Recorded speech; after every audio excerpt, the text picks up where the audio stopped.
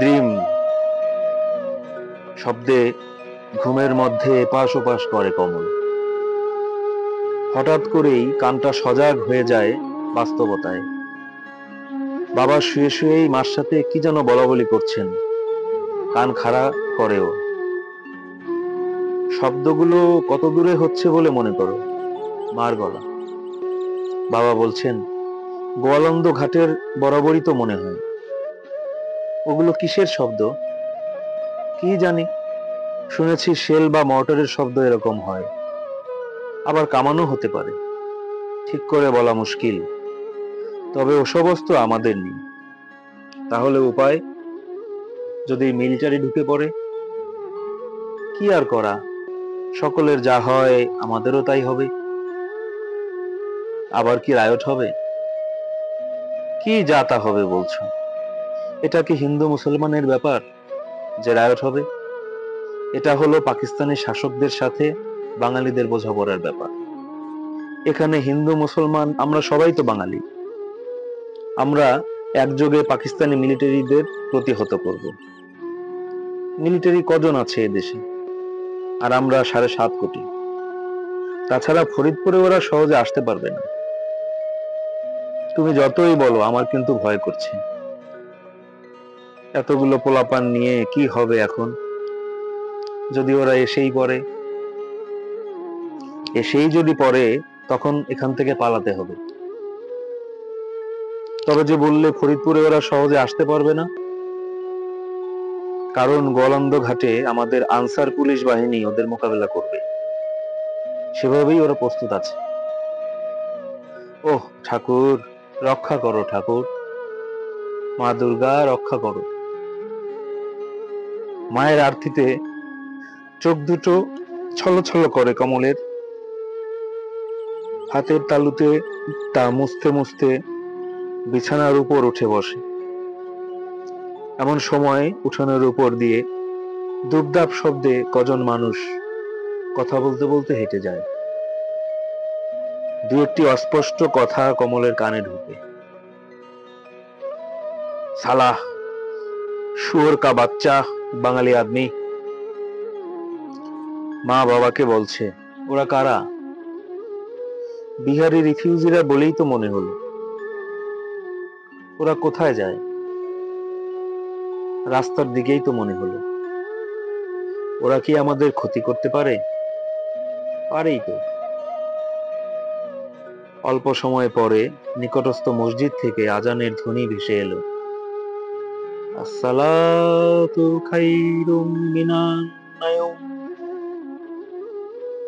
আরো একটু পরে উঠোন বেয়ে কে একজন হেঁটে এসে ওদের দরজার সামনে দাঁড়ালো। কমলের বাবা উচ্চকণ্ঠে বলে উঠল, কে কে ওখানে? কালীপদ্মা, আমি। কমল টের পেল প্রতিবেশী ধীরেন সমাদ্দারের গলা। বাবা বিছানা ছেড়ে দরজার দিকে এগিয়ে গেলেন। তারপর হেরিকেনের আলোটা উস্কে দিয়ে দরজা খুলে দিলেন। সাথে সাথেই ঘরের ভেতর ঢুকে পড়লেন ধীরেন সমাদ্দার, পেছনে তার স্ত্রী। সমাদ্দার বললেন, ভোর হয়ে গেছে, এখন আর বাতির প্রয়োজন নেই, নিভিয়ে দিন হ্যারিকেনটা। কমলের বাবা জানলাগুলো খুলে দিয়ে ঘরের বাতি নিভিয়ে দিলেন। তারপর অনুচ্চ কণ্ঠে জিজ্ঞেস করলেন, কেমন মনে করছেন? আমি অনেকক্ষণ জেগে কিন্তু কারো সারা শব্দ না পেয়ে ঘাপটি মেরে বিছানায় পড়েছিলাম। কজন বিহারি এদিক দিয়ে গেল, টের পেয়েছেন? হ্যাঁ, খবর খুব ভালো না। সকালের মধ্যেই ঘরবাড়ি ছেড়ে চলে যেতে হবে। আমি বিহারীদের আওয়াজ পেয়ে জানলা খুললাম নিঃশব্দে। দেখলাম ওদের হাতে ধারালো রামদা, ড্যাগার। একথা শুনে আঁতকে উঠলেন মা, সাথে কমল। ওর বাবার সাহস মরে গেল। তিনি অসহায় শিশুর মতো বলে ফেললেন, আপনার গ্রামের বাড়ি আছে, সেখানে গিয়ে ভাই ব্রাদার মার কাছে উঠবেন। আমাদের তো কিছুই নেই। হাতের পায়ের খুইয়ে শহরের এ বাড়িটি করেছি। একবার বাড়ি করলাম, নামমাত্র মূল্যে অ্যাকোয়ার করলো আপদা। আবার করলাম এখানে, তাও ছেড়ে যেতে হবে? বাড়িঘর ছেড়ে গেলে কি কিছু আস্ত থাকবে? সাথে টাকা পয়সাও নেই। কোথায় যাব? কি খাবো? এখন অত কিছু চিন্তা করার সময় নয়। কোথাও গিয়ে জীবন বাঁচাতে হবে। তারপর এসব আবেগী কথাবার্তা। উঠুন, তৈরি হয়ে নিন। আচ্ছা ধীরেনদা, তবে যে শুনলাম গোয়ালন্দ ঘাটে আমাদের শক্ত বুঝ তৈরি করা হয়েছে, খান সেনারা দক্ষিণাঞ্চলে ঢুকতেই পারবে না। তবে এত শীঘ্রই আমরা বাড়িঘর ছাড়ছি কেন? আরে দাদা, আমি যখন বাড়ি থেকে পালিয়ে যাই তখন তো আমি সেনাবাহিনীতে চাকরি নেই। 65 যুদ্ধও আমি নিজ চক্ষে দেখেছি। পাকিস্তানি বাহিনী এত দুর্বল নয় যে 2-4টা 303, রামদা, গুলতি, তীর ধনুক আর ওই টুটুবোর ছররা এগুলো দিয়ে বাচ্চাদের ভয় দেখানো যায়, যুদ্ধ করা যায় না। তাছাড়া আমরা হিন্দু, আমাদের ভয় বেশি। কেন আমাদের ভয় বেশি কেন? বাঙালি হিন্দু মুসলমান সকলের স্বার্থ যেখানে নিহিত, সেখানে আমরা একা কেন পালাবো? বাবার ভিতর সন্দেহ। ধীরেনবাবু বললেন, সামগ্রিকভাবে বিষয়টি বাঙালিদের হলেও ক্ষতি যা হবার তা দেশের হিন্দু এবং আওয়ামী লীগারদেরই হবে, সাথে অতি বিপ্লবীদের। কি যে বলেন! 98% ভোট পেয়ে জয়ী হয়েছে আওয়ামী লীগ। এতে কি আর বুঝতে বাকি থাকে এখানকার সবাই আওয়ামী লীগ সমর্থন কিনা? তাছাড়া আমরা তো মাইনরিটি, আমাদের তুলনায় মেজরিটির মধ্যেও তো আওয়ামী লীগের বেশি। এটা রাজনীতি, বুঝলেন? হিন্দুদের উপর আঘাত এনে বাঙালি মুসলমানদের স্বাধীনতা আন্দোলন থেকে ফিরিয়ে আনাই ওদের লক্ষ্য। আচ্ছা, মোহন মিয়া সাহেব কি আমাদের জন্য কিছু করবেন না? বিগত দিনে তো ফরিদপুরের হিন্দুদের রক্ষায় ওনাদের ভূমিকা ছিল প্রশংসনীয়। এখন তো উনিও নেই। বাঙালিদের সংগ্রাম তো ওনাদের বিরুদ্ধে। তবে ফরিদপুরের হিন্দুদের জন্য উনি এখনো যা করছেন তাও প্রশংসনীয়। সে কেমন? বাবার আগ্রহ বেড়ে যায়। টিক্কা খানের ঢাকার মিটিংয়ে উনি ছিলেন। ফরিদপুরে আরো আগে মিলিটারি আসার কথা ছিল, উনি সময়টা পিছিয়ে দিয়েছেন। পাকিস্তানি মিলিটারিদের মেজাজ কিছুটা ঠান্ডা হবার সুযোগ, আর সেই সাথে ফরিদপুরের সম্ভ্রান্ত হিন্দুদের সরে যাবার সুযোগ। তার এক লোক ঢাকা থেকে পায়ে হেঁটে এসে গত 19 তারিখে মোহন মিয়ার স্টেটের ম্যানেজার পাঠকবাবুর কাছে একটি তালিকা দিয়েছেন, যেখানে প্রায় 500 হিন্দুর নাম আছে, যাদের নিরাপদ আশ্রয়ে সরে যেতে তিনি পরামর্শ দিয়েছেন। ওই তালিকায় শ্রীঅঙ্গনের ডক্টর মহানব্রত ব্রহ্মচারী ও শ্রীমৎ অমরবন্ধু ব্রহ্মচারীর নামও আছে। অমরদার কাছ থেকেই খবরটা জানলাম। কথায় কথায় অনেক সময় পার হয়, বাইরের সবকিছু পরিষ্কার দেখা যায়। ভোরের পাখিদের ডাক সমাদ্দার বাবুকে অস্থির করে তোলে। তিনি আর কথা না বাড়িয়ে উঠে পড়েন। কমলের বাবাও তার সাথে উঠে বাইরে বেরোন। সবার ঘরেই আজ সকালটা একটু আগে আগেই হয়েছে। অনেকের চোখে মুখে রাত্রি জাগরণের দ্বীপ, প্রায় সকলের মধ্যেই উৎকণ্ঠা। হাঁটতে হাঁটতে কমল বাবার সাথে রাস্তার উপর দাঁড়ায়। রাত জাগা মানুষের ইতস্তত বিক্ষিপ্ত পদচারণা, সকলের মুখভাব লক্ষ্য করে কমল মিলিয়ে দেখে একজনের সাথে আরেকজনের। সমাদ্দার বাবুর কথার সাথে কমলের হিসেব মিলে যায়।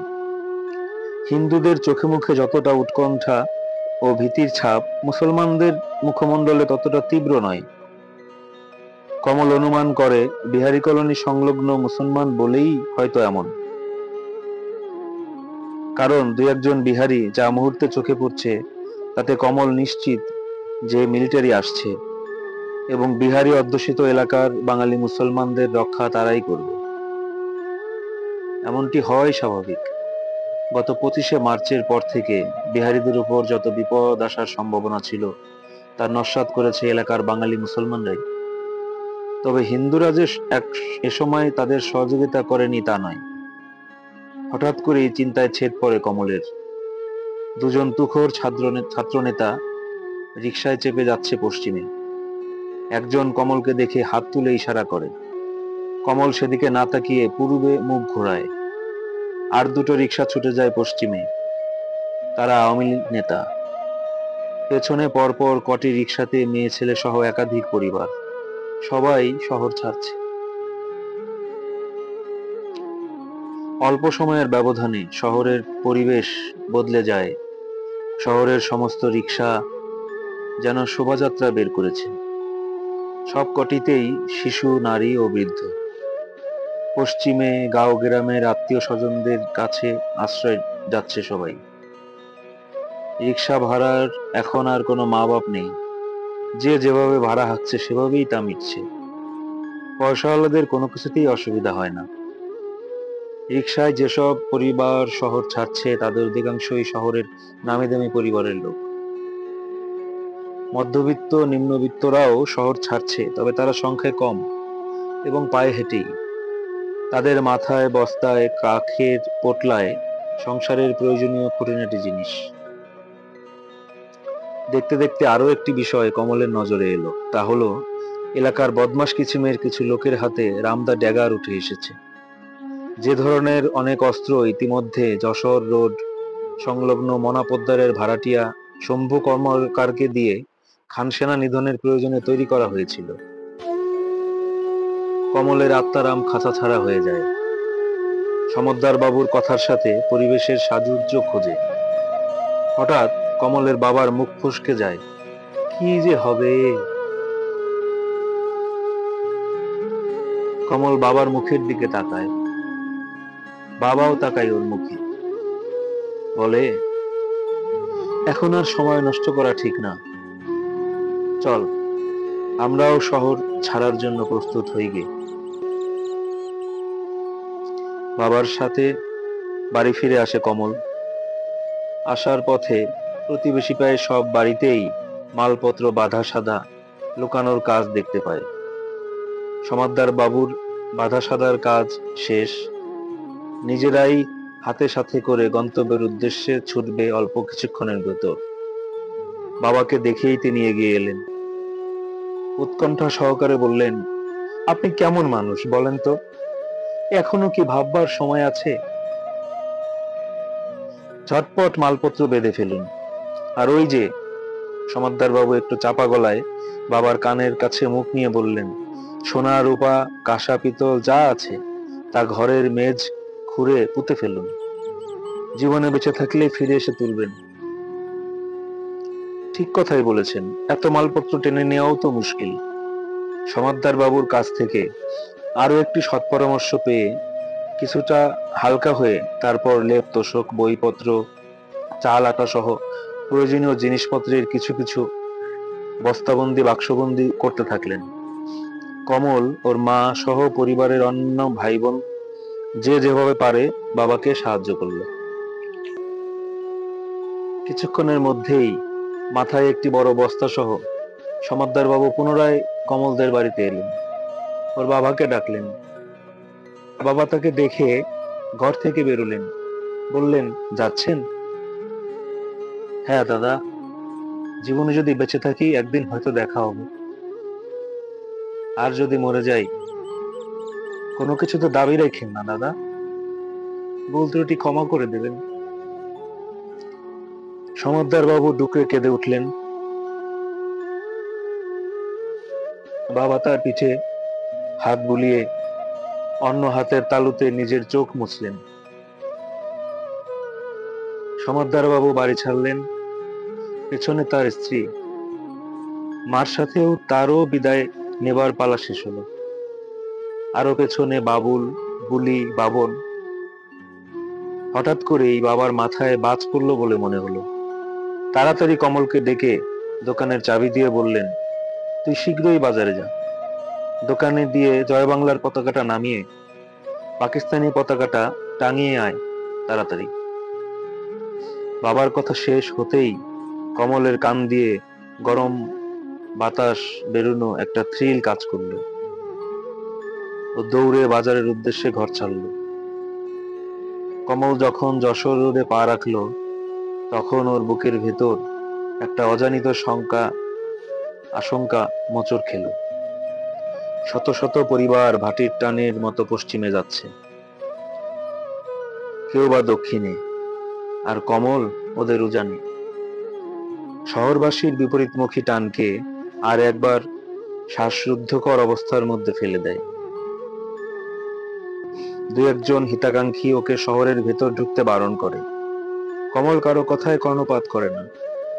বাবার নির্দেশের চাইতে ওর এখন নতুন অভিজ্ঞতার মুখোমুখি হতে ভালো লাগে।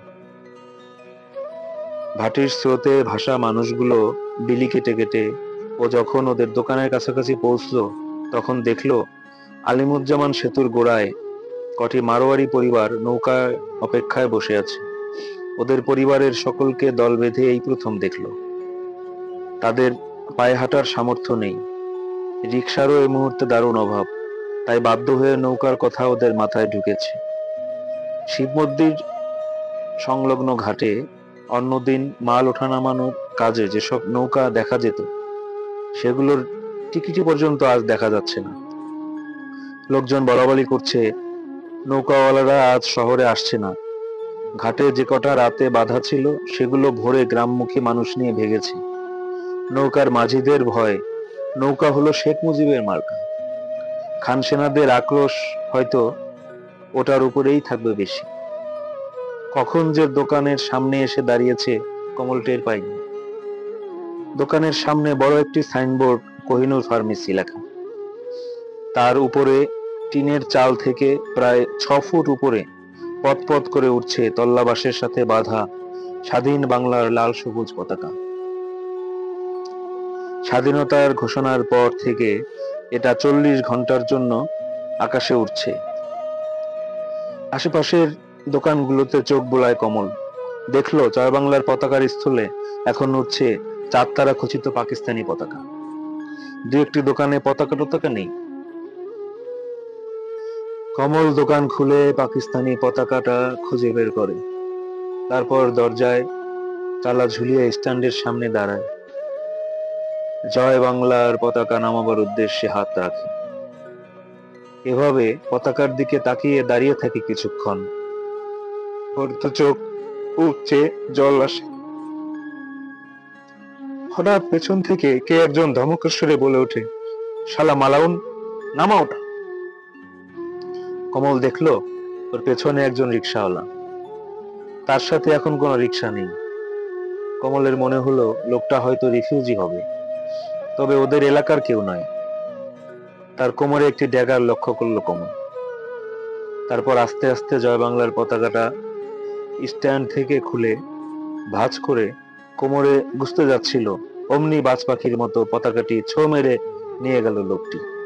মুখে বলল, শালা হারামির বাচ্চা, মরবার স্বাদ হইছে। তারপর ওটা ছুঁড়ে ফেলে দিল নর্দমায়। ভয়ে সমস্ত শরীর গেথে গেল কমলের। দুরু দুরু বুকে বাড়ির দিকে পা বাড়ায়। সামনে এসে দাঁড়ায় লোকটি, রক্ত চোখে ওর কাঁধে ইঙ্গিত করে। ও কাঁধের দিকে তাকায়, মনে পড়ে পাকিস্তানি পতাকার কথা। ভয়ে ভয়ে ওটি আকাশে ওড়ায়। লোকটি পথ ছাড়ে, কমল এগোয় বাড়ির উদ্দেশ্যে। হঠাৎ ওর মনের পর্দায় ভেসে ওঠে মিনতির মুখ। সর্বনাশ, মিনতিরা যদি এর মধ্যেই চলে যায়, যাবার সময় দেখা হবে না। কাল বিলম্ব না করেও রুদ্ধশ্বাসে ছোটে আর ভগবানকে ডাকে, ভগবান, ওরা যেন চলে না যায়, ভগবান, যাবার আগে যেন একবার দেখা পাই, অন্তত খোঁজটা তো জানা যাবে ওরা কোথায় যাবে। হাঁপাতে হাঁপাতে কালী মন্দিরের সামনে এসে থমকে দাঁড়ায় কমল। ভগবান ওর কথা শুনেছেন, ওরা এখনো যায়নি। কালিমার সামনে পুজো দিচ্ছে মিনতি, আজ একটু আগেই। অন্যদিন এ সময়ে ও ঘর ঝাড় দিয়ে বাসি ফুল, ধূপতির ছাই, আধ পোড়া ছোবড়া পরিষ্কার করেই চলে যায়। আর 9টার দিকে বড়দেরকেও স্নান সেরে এসে পুজো সারে।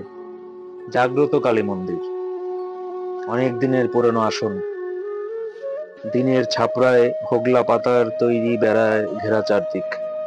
সামনে ফাঁকা মাঠ, পাড়ার ছেলেমেয়েরা খেলাধুলা করে। মন্দিরের পেছনে বড় বড় আমের গাছ, তারই ছায়ায় পূজারীরা আরাধনা করেন। মায়ের পাশের দুর্গোৎসবের সময় হয় পাড়ার সর্বজনীন দুর্গোৎসব। গত দুর্গোৎসবের আগে সে 1 মাসব্যাপী প্রতিমা বানানোর কাজ করছিল কার্তিকদা। সে সময় কার্তিকদাকে সঙ্গ দিতে গিয়েই মিনতির সাথে ঘনিষ্ঠতা বাড়ল কমলের। কার্তিকদাকে গল্পে, কথায় এবং কাজে সহায়তা করতে প্রায় প্রতিদিনই মন্দিরে যেত আর টিপ্পনি কাটতো কমলের উদ্দেশ্যে। কমলের চুলটা কোপড়া কাটা, রাজ্জাক হতে চায়। কলেজে পড়ে স্কুলের ছাত্রদের সাথে মিশে কেন? ওনার জামায় বেশি ডাট। বড়লোক তো, তাই নতুন নতুন শার্ট পরে। আরো কত কি।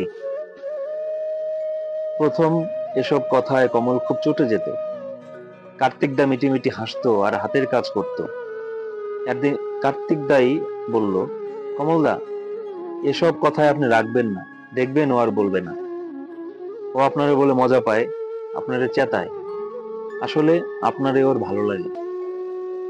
আসলেও কার্তিকদার কথা মতো কাজ করে ফল এলো। কমল একাদশ বিজ্ঞান বিভাগের ছাত্র আর মিনতি এবার ক্লাস 7-এ। কমল মিনতির দাদার বন্ধু, সেই সাথে কমল ভালো ছাত্র। বিজ্ঞান নিয়ে এসএসসি পাশ করেছে, ইংলিশ মিডিয়ামে এইচএসসি পড়ছে। ইত্যাদি কারণে মিনতিদের শিক্ষিত পরিবারে কমলের আদর কদর আছে। সেজন্য কমল আর মিনতির কথায় কর্ণপাত করে না। এতে করে মিনতির মনে অনুরাগ সৃষ্টি হতো, আর এই অনুরাগের ছোঁয়া একসময় কমলকে দুর্বল করে দিত মিনতিকেও। এ দুটি দুর্বল মন সবসময় চাইতো কারো কথা এবং কাজে কেউ যেন ব্যথা বা কষ্ট না পায়।